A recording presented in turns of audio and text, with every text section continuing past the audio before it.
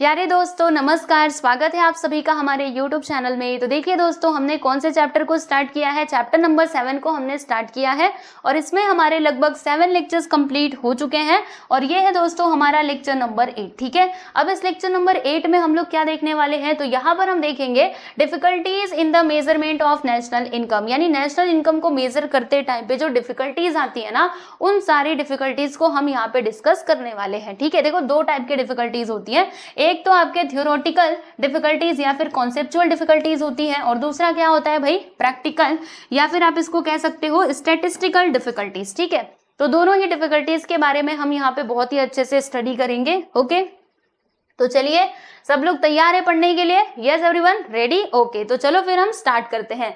तो देखो यहाँ पर हम बात करेंगे सबसे पहले तो थ्योरेटिकल यानी कि कॉन्सेप्चुअल डिफिकल्टीज की। ओके, तो इसमें सबसे पहला जो पॉइंट है वो क्या है बच्चे, वो है हमारा ट्रांसफर पेमेंट। ओके, तो अब ये ट्रांसफर पेमेंट क्या होता है, जैसे मैंने आपको पहले भी बताया था, ट्रांसफर पेमेंट का मतलब क्या होता है ना, जैसे किसी के लिए वो इनकम होता है लेकिन गवर्नमेंट के लिए क्या होता है बच्चे, वो एक्सपेंडिचर होता है। जैसे मान लीजिए गवर्नमेंट क्या कर रही है, गवर्नमेंट ना पेंशन दे रही है लोगों को, ठीक है, तो जिसको मिल रहा है उसके लिए तो वो इनकम होगा, लेकिन गवर्नमेंट का क्या होगा दोस्तों, एक्सपेंडिचर हो जाएगा। तो यहाँ पे एक मेजर प्रॉब्लम क्या आता है कि हम इसको नेशनल इनकम में ऐड करें या फिर या फिर ना करें, क्योंकि ये उसका तो इनकम है लेकिन भैया गवर्नमेंट का क्या है भाई, ये तो एक्सपेंडिचर हो गया ना, तो यहाँ पर प्रॉब्लम आती है। तो इसीलिए ऐसा कहा गया है कि ये जो हमारे ट्रांसफर पेमेंट्स है ना, इनको हमें नेशनल इनकम में ऐड करने की कोई आवश्यकता नहीं होती है। ठीक है, तो यही सारा यहाँ पे दिया गया है। देखो जैसे इंडिविजुअल्स गेट पेंशन, है ना, पेंशन मिल रहा है। अनएम्प्लॉयमेंट अलावेंस, अनएम्प्लॉयमेंट का मतलब क्या होता है, अनएम्प्लॉयमेंट अलावेंस यानी क्या,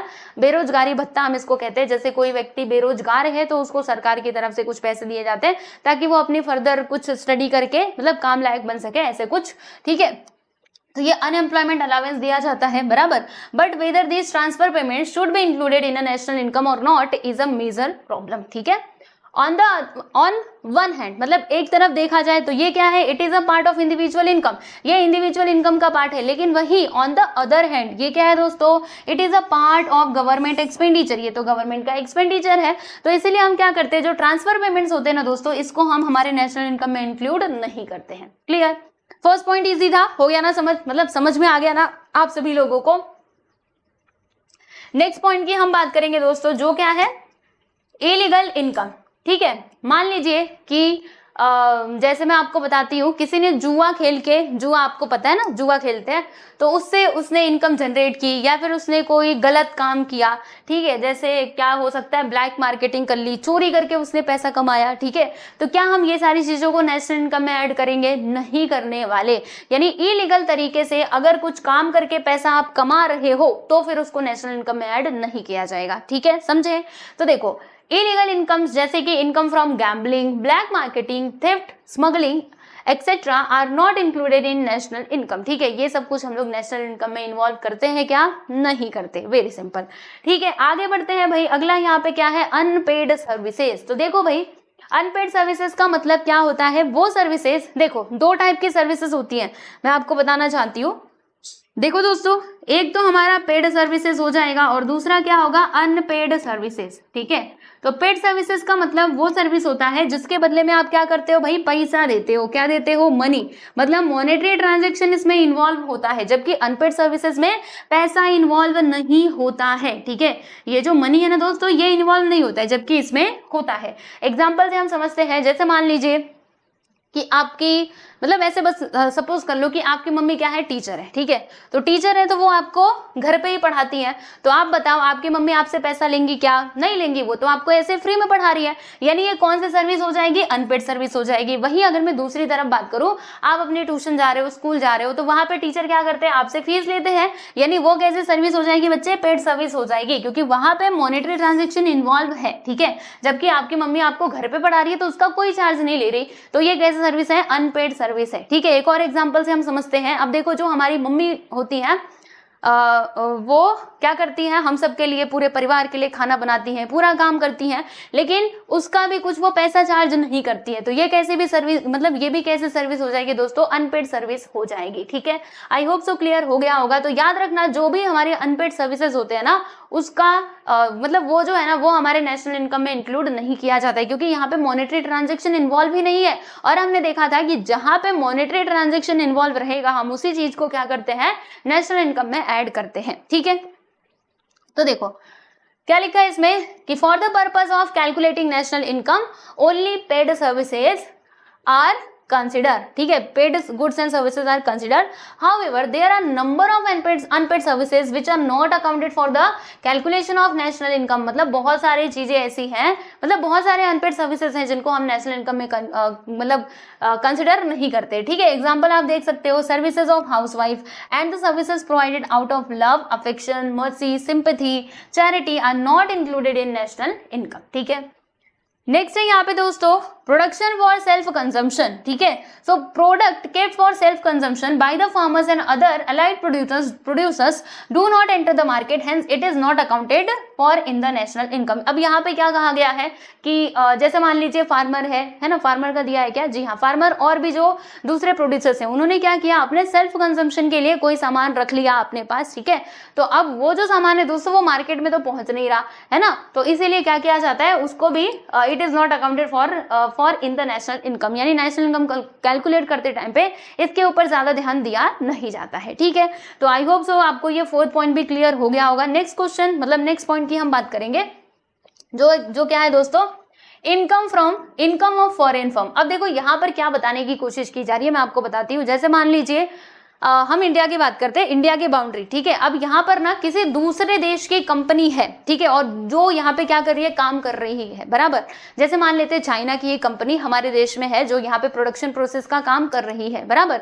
तो अब जो उसको इनकम होगा ना, क्या हम उसको अपने नेशनल इनकम में ऐड करेंगे या फिर नहीं करेंगे? तो बच्चों हमें करना होता है, क्योंकि वो हमारे देश की बाउंड्री में ही तो उसका प्रोडक्शन हो रहा है। जीडीपी में हमने देखा था ना, हमें इन्वॉल्व करना होता है। ठीक है, तो याद रखिएगा। तो वही बात बोली गई है अकॉर्डिंग टू आईएमएफ के अकॉर्डिंग अगर आप देखोगे, आईएमएफ ना बच्चों एक ऑर्गेनाइजेशन है, एक संस्था है। ठीक है, तो वही उसी की बात की जा रही है।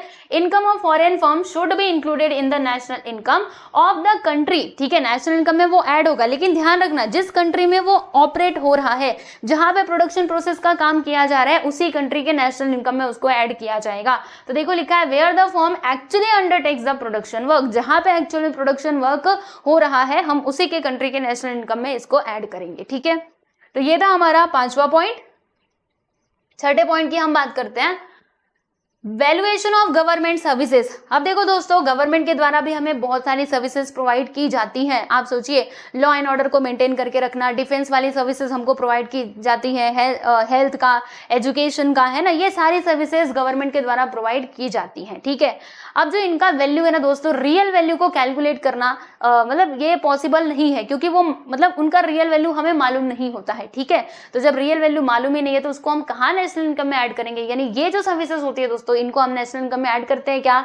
नहीं करते। बिग नो, नहीं करते। No, NO, no. ठीक है, तो देखो इसका एक्सप्लेनेशन क्या दिया है, government provides a number of public services such as law and order, right, defence services, public administration. ठीक है, फिर उसके बाद एजुकेशन हो गया, हेल्थ सर्विसेज हो गई, ये सारी चीजें हमको गवर्नमेंट प्रोवाइड करते हैं। ठीक है, the calculation of this services at market price, मतलब मार्केट प्राइस पे इनका कैलकुलेशन करना मतलब ये क्या है बच्चों, ये डिफिकल्ट है, as the real value of this services is not known. मतलब ये जो सारी सर्विसेज होती है इनका रियल वैल्यू हमें मालूम ही नहीं है। ठीक है, so therefore it is difficult to calculate national income, तो इसीलिए बहुत ये डिफिकल्ट है नेशनल इनकम को कैलकुलेट करना। ठीक है, चलो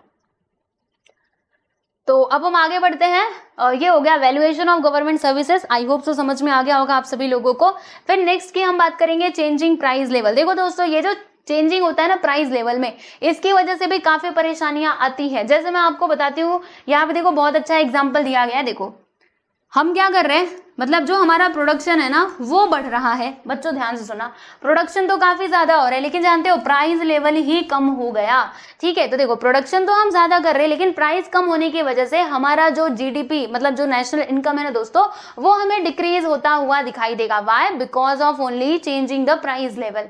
ठीक उसी प्रकार से इसका वाइस वर्सा भी हम देख सकते हैं। सपोज कीजिए प्रोडक्शन कम हो रहा है, लेकिन वही दूसरी तरफ जो हमारे प्राइस लेवल है बच्चे वो बढ़ते जा रहे हैं, तो प्रोडक्शन तो कम हो रहा है लेकिन प्राइस लेवल बढ़ रहा है, तो इसकी वजह से भी हमें देखने मिल सकता है कि हमारा जो नेशनल इनकम है वो इंक्रीज हो रहा है। एक्चुअल में ऐसा हो रहा है क्या, अरे प्रोडक्शन कम कर रहे हो तो नेशनल इनकम तो नीचे आना चाहिए, लेकिन प्राइस बढ़ने की वजह से नेशनल इनकम हमको ऊपर जाता हुआ दिखाई दे रहा है, तो इसकी वजह से भी प्रॉब्लम आती है। ठीक है, so difficulties in calculating national income is also arise due to changes in the price level. ठीक है, फॉर एग्जाम्पल जो मैंने आपको बताया, जब प्राइस लेवल राइज होता है नेशनल इनकम जो है वो हमें इंक्रीज होता हुआ दिखाई देता है, भले ही प्रोडक्शन क्या हो, डिक्रीज हो। ऑल्सो दूसरी तरफ when the price level falls the national income may show decrease, national income show करे डिक्रीज यानी घटना हुआ नेशनल इनकम, देयर में बी इंक्रीज इन प्रोडक्शन, तो उस टाइम पे ऐसा हो सकता है कि प्रोडक्शन बढ़ रहा है लेकिन लेवल वो जो प्राइस लेवल है वो कम होने की वजह से हमारा नेशनल इनकम कम दिखाई दे रहा हो। ठीक है, तो ये थे दोस्तों टोटल 7 पॉइंट्स, किसके थे, कॉन्सेप्चुअल डिफिकल्टीज के। अब हम क्या देखेंगे बच्चों, अब हम देखेंगे प्रैक्टिकल डिफिकल्टीज या फिर statistical difficulties in national income, मतलब जब हम कैलकुलेट करते हैं नेशनल इनकम को तो कौन कौन सी ऐसे डिफिकल्टीज हैं जो इसमें आती हैं, आइए जरा हम देखते हैं।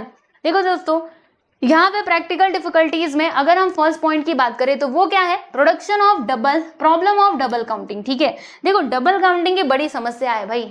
ठीक है, मतलब आपको बहुत ज्यादा ध्यान देने की जरूरत होती है, क्योंकि कुछ गुड्स ऐसे होते हैं ना जो आपको समझ में ही नहीं आएंगे कि ये इंटरमीडिएट है या फिर फाइनल है। क्योंकि देखो, जैसे मैं आपको एग्जांपल लेकर के बताती हूँ फ्लोर यानी कि आटे का। ठीक है, तो जो आटा है अगर उसको बेकरी में यूज किया जा रहा है तब हम उसको क्या कहेंगे, इंटरमीडिएट गुड्स कहेंगे। लेकिन वही आटा जब हाउस होल्ड यानी कि हमारे घरों में आकर के हम यूज कर रहे हैं ला करके, तो वो हमारे लिए क्या हो जाएगा, फाइनल प्रोडक्ट हो जाएगा, क्योंकि हम वही आटा खरीद के लाते हैं ना अपने घर पे और फिर उसको कंज्यूम करते हैं। ठीक है, तो देखो हमारे लिए वो हो जाएगा फाइनल प्रोडक्ट, जबकि बेकरी के लिए क्या होगा दोस्तों, इंटरमीडिएट गुड्स होगा, क्योंकि उसी का यूज करके ब्रेड बनाएंगे ना। तो यहाँ पे समस्या आ जाती है, उसको आइडेंटिफाई करना ना, this is very very very important, क्योंकि इसमें मिस्टेक होने के चांसेस है। ठीक है, क्योंकि आप सोचो कि आटा तो सामान तो वही है, लेकिन फिर भी एक के लिए वो इंटरमीडिएट है जबकि दूसरे के लिए क्या है दोस्तों, फाइनल प्रोडक्ट है। Right, so the greatest difficulty in calculating national income is double counting. Okay, so it arises from the failure to distinguish properly between final and intermediate goods. मतलब डबल काउंटिंग की समस्या कब निर्माण होती है, तो वो जब हम प्रॉपरली क्लासिफिकेशन नहीं कर पाते हैं, मतलब आइडेंटिफाई नहीं कर पाते कौन सा इंटरमीडिएट है कौन सा फाइनल गुड्स है, तब जाके ये परेशानियां आती हैं हमारे सामने। एग्जाम्पल आप देख सकते हो, floor used by bakery is an intermediate product, जबकि हाउस होल्ड के द्वारा जो यूज किया जा रहा है वो हो जाएगा बच्चों हमारा फाइनल प्रोडक्ट। समझा, चलो ये था फर्स्ट पॉइंट। नेक्स्ट की हम बात करेंगे दोस्तों, existence of non monetised sector. Non monetised sector का मतलब क्या हुआ, जहां पर पैसे का इन्वॉल्वमेंट रहेगा क्या, नहीं रहेगा। ठीक है, तो ये जो सेक्टर है ना, इनके एग्जिस्टेंस की वजह से भी प्रॉब्लम आता है, क्योंकि ये सेक्टर्स में काम तो हो रहा है भाई, प्रोडक्शन हो रहा है, गुड्स एंड सर्विसेज का एक्सचेंज भी हो रहा है, लेकिन बस प्रॉब्लम ये है कि यहाँ पे पैसा इन्वॉल्व नहीं है। हमने आपको सामान दिया, आपने हमको सामान दिया, लो भैया खत्म। ठीक है, अब पैसा आया नहीं तो उसको हम नेशनल इनकम में कैसे ऐड करें, बताओ कैसे ऐड करें, नहीं ऐड कर पाएंगे तो समस्या निर्माण हुई कि नहीं। हालांकि एक्टिविटी तो हो रही है लेकिन उसमें पैसा ही नहीं इन्वॉल्व है, तो उसको हम नेशनल इनकम में ऐड नहीं कर सकते, क्योंकि उसकी एक्चुअल वैल्यू हमको मालूम ही नहीं पड़ेगी। ठीक है, तो ये प्रॉब्लम आ जाती है। देखते हैं in India specially in rural area, देखो यहाँ पे रूरल एरिया की बात की जा रही है, यानी गांव साइड की बात की जा रही है। There exist non monetise sector, वहां पे नॉन मोनेटाइज सेक्टर जो है वो एग्जिस्ट करते हैं। ठीक है, जैसे यहाँ पे आप देख सकते हो, agriculture still being in the nature of subsistence farming, मतलब जो एग्रीकल्चर है ना वो अभी भी गांव में ऐसा देखा जाता है कि वहां पे कौन से टाइप की फार्मिंग होती है बच्चों, सब्सिस्टेंस फार्मिंग होती है। सब्सिस्टेंस फार्मिंग का मतलब क्या होता है, तो ये होता है जैसे हम बस उतना ही उगा रहे हैं, जैसे जो किसान है ना वो अपने खेतों में बस उतनी ही खेती कर रहा है जो उसके और उसके फैमिली के लिए सफिशिएंट हो, यानी हमारा काम हो जाए उसके बाद फिर हम, मतलब ज्यादा खेती नहीं कर रहा, आप इतना समझो, यानी वो मार्केट में बेचने के लिए नहीं बल्कि बस वो अपने खाने के लिए खेती कर रहा है। तो ऐसी फार्मिंग को हम क्या कहते हैं बच्चे, सब्सिस्टेंस फार्मिंग कहते हैं। ठीक है, तो nature of subsistence farming, a major part of production is partly, मतलब जो प्रोडक्शन का एक मेजर पार्ट जो है ना दोस्तों वो क्या किया जाता है, गुड्स एंड सर्विसेज के बदले में उसको एक्सचेंज कर लिया जाता है। देखो, exchange for other goods and services. ठीक है, सो इट इज एक्सक्लूडेड, तो हम क्या करते हैं इसको नेशनल इनकम में इंक्लूड नहीं करते। देखो यहाँ पे क्या लिखा है, excluded while counting national income, यानी क्योंकि अब यहाँ पे पैसा इन्वॉल्व नहीं हो रहा है, पैसा इन्वॉल्व नहीं है तो इसे हमें इंक्लूड नहीं करना है, वेरी सिंपल। नेक्स्ट हम बात करेंगे दोस्तों inadequate and unreliable data, inadequate और अनरिलायबल डेटा मतलब अपर्याप्त, नॉट सफिशिएंट, इसको हम कह सकते हैं नॉट सफिशिएंट, और अनरिलायबल मतलब क्या, जो भरोसा करने लायक नहीं हो, यानी जिसके ऊपर हम भरोसा ना कर सकते हो। ठीक है, तो आप मुझे एक बात बताओ, अगर आपके पास डेटा ही गलत रहेगा तो क्या आपको नेशनल इनकम कभी भी सही सही मिल पाएगा? नहीं मिल पाएगा, है ना। अगर आप चाहते हो कि नेशनल इनकम सही सही मिले तो फिर आपके पास जो डेटा अवेलेबल है दोस्तों वो होना चाहिए रिलायबल और मतलब एडिकेट होना चाहिए, जो भी डेटा की रिक्वायरमेंट है वो एकदम करेक्ट होना चाहिए। ठीक है, अब देखो जो डेवलपिंग कंट्रीज है ना, हमारे जैसे भारत भी क्या है, डेवलपिंग कंट्री है, यहाँ पे अगर मैं डेटा की बात करूँ तो एडिकेट एंड करेक्ट डेटा जो है ना दोस्तों, अलग अलग जो हमारे सेक्टर्स है, जैसे फिशिंग हो गया, एग्रीकल्चर हो गया, और भी बहुत सारे सेक्टर्स ऐसे हैं जहाँ की अगर मैं बात करूँ तो वहाँ पे प्रोडक्शन और जो कॉस्ट होता है ना उसका डेटा एकदम एक्यूरेट अवेलेबल होता ही नहीं है, और इसकी वजह से जो नेशनल इनकम का मतलब नेशनल इनकम जो है वो हम सही तरीके से नहीं समझ पाते हैं। ठीक है, so adequate and correct data on production and cost data relating to crops, fisheries, animal husbandry, forestry, construction workers, small enterprises etc. are not available in developing countries, जैसे कि हमारा भारत, ये भी तो डेवलपिंग में ही आता है। ठीक है, और सुनिएगा, इतना ही प्रॉब्लम नहीं है भाई, और प्रॉब्लम आ गया, देखिएगा इसके अलावा data on unearned income. Unearned income का मतलब क्या होता है, जो आप बिना काम किए कमाते हो। जैसे मान लीजिए आपने कहीं पे किसी को पैसा दिया है, ठीक है, तो उसके बदले में आपको इंटरेस्ट मिल रहा है। ठीक है, तो ये जो सारे इनकम्स होते हैं ना दोस्तों, इनको हम क्या कहते हैं, अनअर्न इनकम कहते हैं, बराबर। तो जो अनअर्न इनकम है, consumption and investment expenditure of rural and urban population, यानी और मतलब ऐसे लोग भी हैं, अर्बन एंड रूरल पॉपुलेशन ऐसा है जहां पर अगर देखा जाए तो उनके इनकम के लेकर के डेटा, कंजम्पशन और उनका इन्वेस्टमेंट एक्सपेंडिचर, इसका डेटा जो है वो अवेलेबल होता ही नहीं है, और इसकी वजह से this does not reveal the actual size of national income. हम नेशनल इनकम का एक्चुअल साइज नहीं समझ पाते हैं। ठीक है, तो ये बात हो जाती है। ये था दोस्तों हमारा दूसरा पॉइंट, इनएडिक्वेट एंड अनरिलायबल डेटा। दूसरा नहीं, तीसरा था। अब यहाँ पे हम बात करेंगे बच्चों फोर्थ पॉइंट की, विच इज डिप्रिसिएशन।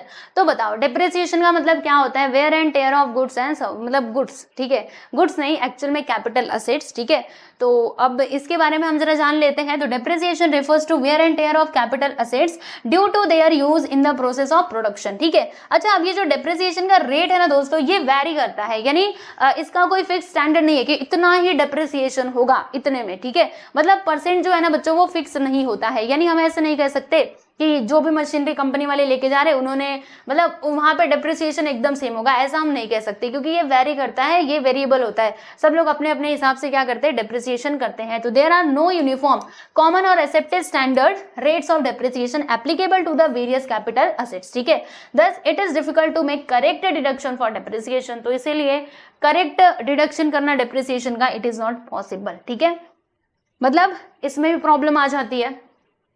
नेक्स्ट है भाई कैपिटल गेन्स और लॉसेस। अब ये क्या है दोस्तों, कैपिटल गेन्स और लॉसेस का मतलब क्या हुआ, जैसे मान लीजिए किसी कैपिटल पे आपने मैं आपको बताती हूँ, जैसे मान लीजिए आपने कहीं इन्वेस्टमेंट करके रखा है किसी प्रॉपर्टी, मतलब मान लीजिए आपने कोई जमीन खरीदी है।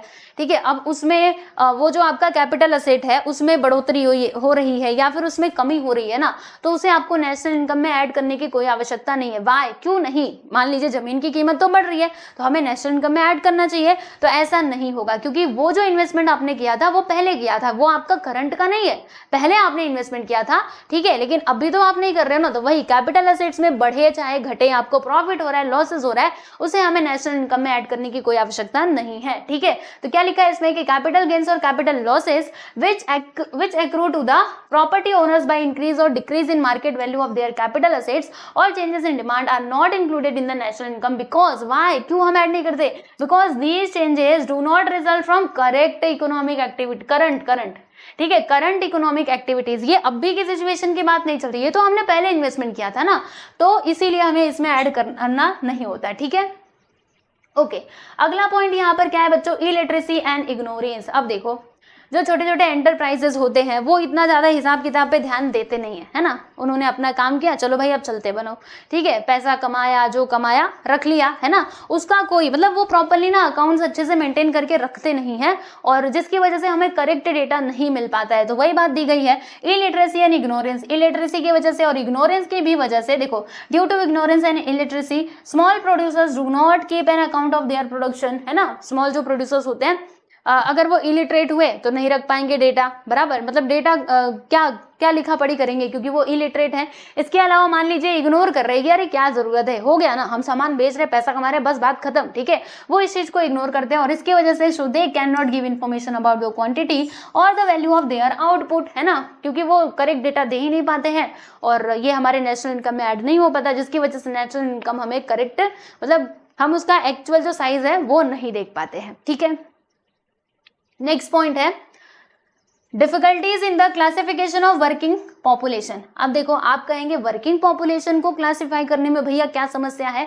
देखो वैसे तो कुछ समस्या नहीं है, लेकिन अगर मैं रूरल साइड की बात करूं, जैसे मान लीजिए फार्मर्स लोग हैं, है ना, अब आपको पता होगा जो खेती का सीजन है ना वो पूरे साल नहीं होता है, मतलब वो सीजन आता है कि इतने महीने तक उसको काम करना है, वहां से उसको फसल मिलेगी, मतलब जो किसान है वो कुछ महीनों तक तो अपने खेतों में काम करता है, बाकी और महीनों में जब उसका खेती का काम कंप्लीट हो जाता है तब वो दूसरे कहीं पे काम करता है, यानी अलग अलग दूसरे काम करता है। तो देखो यहाँ पे वो दो काम कर रहा है, एक तो खेती का और दूसरा कुछ और काम कर रहा है। तो अब यहाँ पे कंफ्यूजन क्या आता है कि हम कैसे डिसाइड करें कि इसको एक्चुअल में इनकम हो कौन से ऑक्यूपेशन से रही है, फार्मिंग से हो रही है या फिर किसी और ऑक्यूपेशन से हो रही है, ठीक है। तो ये एक मेजर प्रॉब्लम है, ध्यान रखिएगा। In India working population is not clearly defined, मतलब इंडिया में वर्किंग पॉपुलेशन जो है ना दोस्तों वो क्लियरली डिफाइन नहीं होता है। एग्जाम्पल आप समझिएगा, farmers in India are not engaged in agriculture round the year, यानी वो पूरे साल एग्रीकल्चर में बिजी नहीं रहता है, ठीक है। ऑब्वियसली मतलब ऑब्वियस सी बात है कि अगर वो पूरे साल इसमें खेती में बिजी नहीं रहता है तो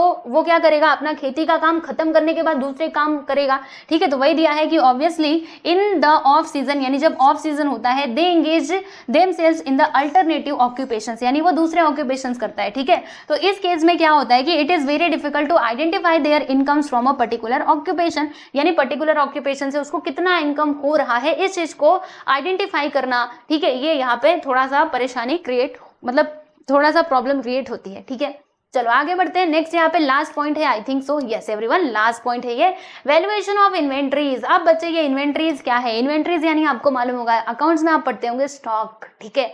तो ये जो हमारे स्टॉक्स होते हैं ना, जैसे कि मान लीजिए रॉ मटेरियल्स है, इंटरमीडिएट गुड्स है, सेमी फिनिश्ड गुड्स है, पता है आप सभी लोगों को क्या होता है रॉ मटेरियल, मतलब कच्चा माल, पता ही है। सेमी फिनिश्ड यानी जो पूरी तरीके से अभी तक फिनिश नहीं हुआ है, अभी उसमें काम बाकी है। And finished products in the stock of the producers are known as inventories, मतलब इन्वेंट्रीज हम किसको कहते हैं, तो रॉ मटेरियल्स हो गए, इंटरमीडिएट गुड्स हो गए, semi finished goods and finished products in the stock of producers are known as inventories, यानी कुल मिला जुला करके समझ लो जो आपका स्टॉक है भैया वो है इन्वेंट्रीज, ठीक है। So any mistakes in measuring the value of inventory, यानी अगर आपने इन्वेंट्री के मेजरमेंट में कोई गलती कर दी तो आपका जो फाइनल वैल्यू है ना दोस्तों वो भी गलत आएगा, जिसकी वजह से नेशनल इनकम भी गलत हो सकता है। तो देखेंगे देखो क्या है कि any mistake in measuring the value of inventory will distort the value of the final production of the producer, therefore valuation of inventories requires careful assessment. समझ में आया आप सभी लोगों को? रॉ मटेरियल को जब आप देख रहे हो तो अच्छे से देखो कि कितना इनपुट जा रहा है और कितना आउटपुट निकल रहा है, मतलब ध्यान से इन सारी चीजों को करने की आवश्यकता है, क्योंकि अगर आप ध्यान से नहीं करोगे तो भाई वहां पे गलती होने के चांसेस हैं, ठीक है। तो गलतियों को अवॉइड करना है ना। तो यहाँ पे देखो दोस्तों हमारी जो डिफिकल्टीज थी प्रैक्टिकल और कौन सा था कॉन्सेप्चुअल, ये डिफिकल्टीज हमने कंप्लीट कर ली। कॉन्सेप्चुअल डिफिकल्टीज में हमने कितनी डिफिकल्टीज की बात करी भाई, तो हम लोगों ने टोटल 7 देखा, और ये प्रैक्टिकल में कितने देखे, तो प्रैक्टिकल में हमने टोटल 8 देखे। तो ये सारे डिफिकल्टीज को आप लोग अच्छे से पढ़ लीजिएगा, एग्जाम में आए तो जरूर लिखना, है ना। पॉइंट्स याद कर लो, एक्सप्लेनेशन खुद से लिखने का ट्राई करो, और काफी अच्छा आप लिख सकते हो, ठीक है। हमें ऐसा लगता है कि अरे हम कैसे लिखेंगे, बाकी मतलब जो दूसरे मीडियम वाले बच्चे होते हैं उनको तो और ऐसे लगता है कि हम कैसे लिखेंगे क्योंकि इंग्लिश में सब कुछ लिखना है, तो ऐसा कुछ नहीं है। अगर आप ट्राई करोगे ना पढ़ने का तो आपकी इंग्लिश देखिएगा बहुत अच्छी हो जाएगी, और आप मतलब अच्छे से एग्जाम में परफॉर्म कर पाओगे, अच्छा लिख पाओगे, ठीक है। तो डरना नहीं है, हमें बस पढ़ते रहना है ना, मतलब बस मेहनत करते रहो, बाकी सफलता तो जरूर मिलेगी, है ना, इसमें कोई परेशानी वाली बात नहीं है। अब देखो यहाँ पर जो हमारा लास्ट टॉपिक है ना दोस्तों वो है इंपॉर्टेंस ऑफ नेशनल इनकम। तो इसको हम करते हैं हमारे अगले वीडियो यानी कि लेक्चर नंबर 9 में। इसमें ज़्यादा पॉइंट्स नहीं है, बस 6 ही पॉइंट्स हैं, तो चलो कोई बात नहीं, इसको हम नेक्स्ट वीडियो में कर लेंगे, अभी ये काफ़ी लंबा भी हो रहा है। तो चलो, तो आपको ये वीडियो कैसा लगा मुझे कमेंट सेक्शन में जरूर बताना, और बाकी सारे जो चैप्टर्स हैं आपके हो ही चुके हैं तो प्लेलिस्ट में जाकर के आप देख सकते हो। मिलते हैं नेक्स्ट वीडियो में, बाय एवरीवन।